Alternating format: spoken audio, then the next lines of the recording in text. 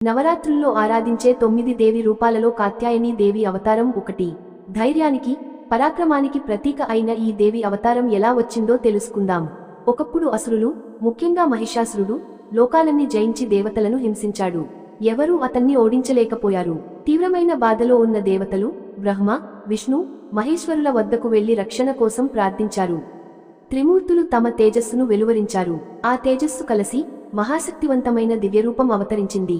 అదే కాత్యాయని దేవి. ఋషి కాత్యాయనుడు దేవిని ఎంతో భక్తితో ఆరాధించాడు. దేవి ఆయన ఆశ్రమంలో కన్యారూపంలో పుట్టి ఆయన కుమార్తె అయింది.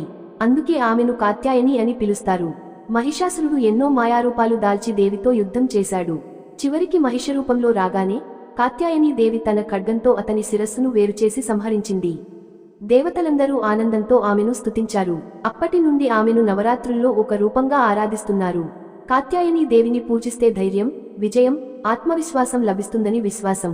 ఇదే కాత్యాయని దేవి అవతార కథ. నవరాత్రుల్లో ఈ దేవిని స్మరించడం ద్వారా మన జీవితం ధైర్యంతో, విజయంతో నిండిపోతుంది. నాతో కలిసి మంచి విషయాలు తెలుసుకుంటూ జీవితంలో మంచి మార్గంలో నడవడానికి మన ఛానల్ను ఫాలో అవ్వండి. ఇంకొంతమంది ఫ్రెండ్స్ను మనతో కలుపుకోవడానికి వీడియోను లైక్ చేసి షేర్ చేయండి.